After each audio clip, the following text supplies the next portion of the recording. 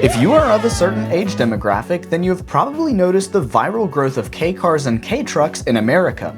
The near constant wave of TikToks about Kei cars being more fun than any supercar, or making fun of full-sized American trucks for having a bed the same length as that of a Kei truck, seemingly came out of nowhere. And what I want to know is why? Why did Kei cars so suddenly become the darling child of social media? After all, Kei cars have been imported into America for years now, social media has been around basically my entire life, and Japan has been producing and using Kei cars and trucks since the end of the Second World War. Today I explain why it only happened now.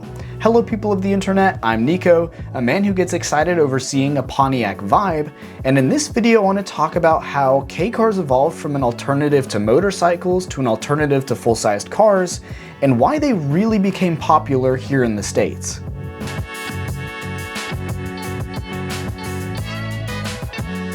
The story begins with Japan in 1945. Most of us are familiar with the stock footage of post-war Japan. Rubble and ruins as far as the eye can see, personal belongings buried or burned, and millions of lives lost. By the end of the war, the Japanese Empire had lost a third of its total wealth, and the climb to a functioning society was going to be a steep one.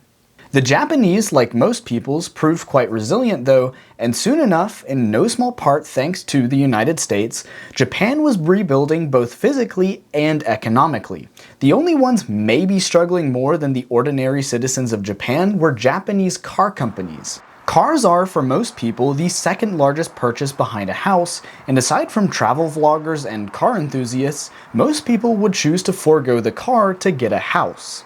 And with the abundance of motorcycle manufacturers in Japan, the majority chose to spend what little money they had on a motorcycle to get around, until the Japanese government decided to shift the scales a little bit.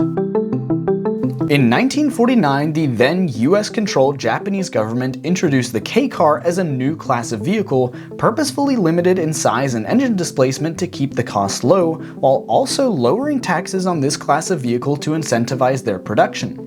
Hard to believe that the United States basically invented both the smallest and largest vehicles in the world, but there you have it. Thanks to the cheap purchase price, low running costs, and lower taxes, Kei cars blew through Japan like the flu at an anti-vaxxer convention, and still remain popular partially because of and in spite of their evolution. Now when you first look at Kei cars, you might ask, what evolution? They're all tiny boxes on wheels that look like they would blow over in the wind and could never survive a crash. But actually, they've slowly evolved from low-speed motorcycle alternatives to a genuinely practical mode of transport for Japan. In the very beginning, when normal-sized cars may have struggled to hit 100 miles per hour, Kei cars really weren't much more than a more practical alternative to a motorcycle. Many, in fact, were simply utilitarian vehicles, small trucks or delivery vans for small businesses, with engines no bigger than what you would find on a Vespa or other similar scooter. 150cc engines, that's all the original Kei cars had. And while that's fine even today for a small scooter, that quickly became insufficient for the ultralight Kei cars and trucks of the time period. And so, in 1955, the engine sizes were increased to a whopping 360 cc's. While still not much bigger than what is available on a Vespa scooter today, every time the overall size and engine size increased marked the start of a new era within the Kei car market. 1955 was the start of the net zero era, the 360cc era. Much innovation happened in the years leading up to the 1970s. Automatic transmissions and disc brakes started becoming commonplace in Kei cars, making them more appealing to the masses. But with the start of the new decade, Japan, like the rest of the world, pulled back the reins on the smoky, pollution-producing vehicles taking up the streets. Emissions regulations were so tight that Honda and Mazda both pulled out of the market in 1974 and 1976 respectively, and with the remaining car companies so noticeably struggling to meet the emissions requirements, the Japanese government gave way to a new era, the 550cc era. From an American's perspective, it's amazing that it took until 1976 for Kei cars to finally reach half a liter, while in previous years, American cars often had as much as 8-liter engines. But while small in comparison, the increased engine size finally allowed Kei cars to rebound from the lows of the 70s. With the engine size increase and a subsequent power and top speed increase, Kei cars took a step towards being a practical alternative to normal-sized cars, while still being far cheaper. They now had a speed limit of 50 miles per hour, which is laughable compared to the American cars of the same period, but it should be noted that they were capable of more than 50 miles per hour. Probably 51 miles per hour, which is, more. And you know that they were capable of at least 51 miles per hour because regulations now required a chime to sound if the horrifying speed of 50 miles per hour was exceeded.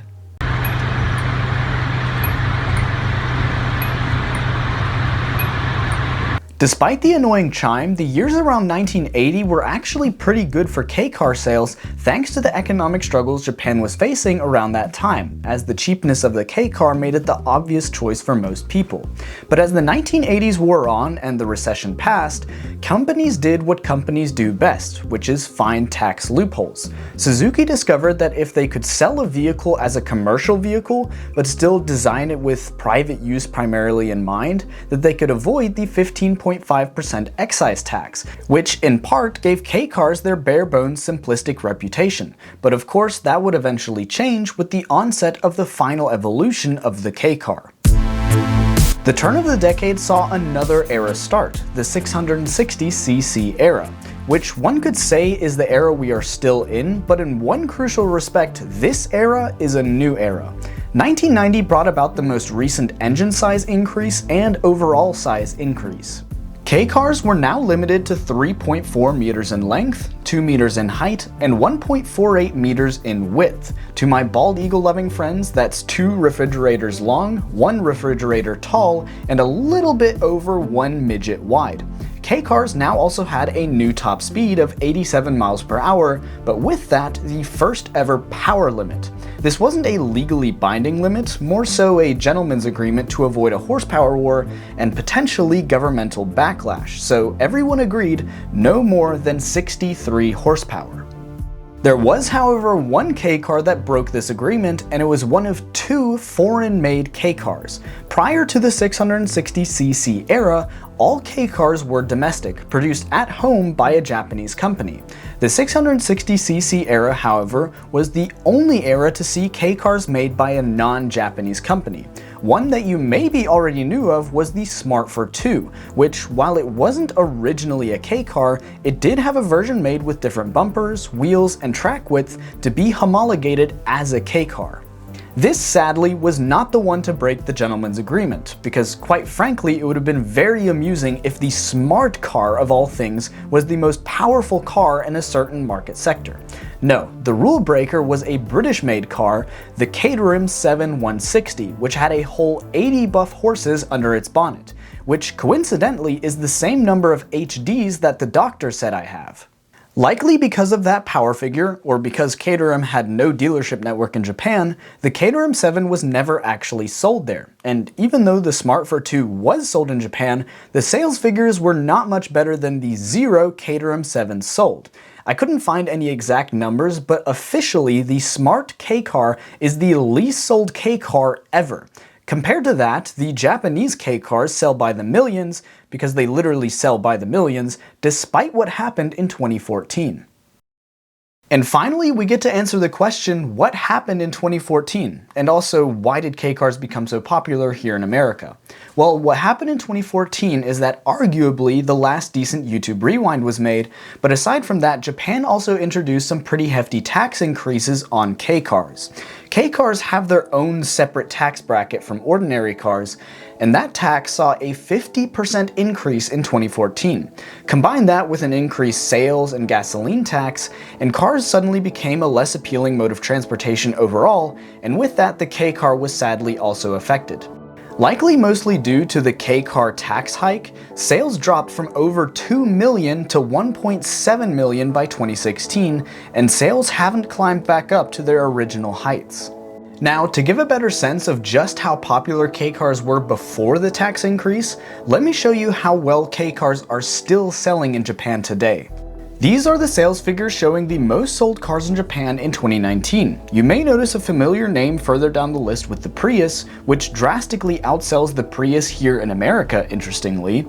More interesting though is this, the Honda N-Box. This has been the top selling car in Japan for a while now, and in 2019 it sold over 250,000 units, which is more than Toyota sells Corollas here in the States.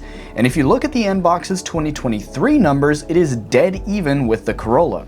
Not only that, but the top 4 most sold cars in Japan are all Kei cars, and keep in mind that's with the increased taxes imposed in 2014. Now, the tax increases obviously still put a dent in Kei car sales, so it's not all sunshine and rainbows, but as Sid the Sloth said, "Bad news was just good news in disguise." And the good news is that for us foreigners, the value of used Kei cars decreased thanks to the lack of demand. This makes exporting them even more appealing, and while exporting Kei cars has been an industry in itself for decades, the internet has done wonders to boost that business. The internet has allowed not just for whole new industries to crop up, but for an intermingling of cultures, people, and products previously not possible. People can now be laying on the couch like a sack of potatoes, but also get a taste of a foreign city or country, and are bound to take with them their favorite parts. And for some, that means buying a Suzuki Cappuccino, an AutoZam AZ1, or a lifted 4-wheel drive manual mini minivan. Ideally, we would see more of this intermingling, but given the present layout of much of America, both physically and politically, it seems unlikely that there would be a quick progression towards a mix of smaller and larger vehicles. I say that because currently there are large incentives to produce large vehicles that fit the light trucks category, which comes with multiple ironies. The first of which is this 3-ton mammoth being called a light truck. This is especially ironic considering that Kei Jidosha, the Japanese term for what we call the Kei car, translates to light automobile.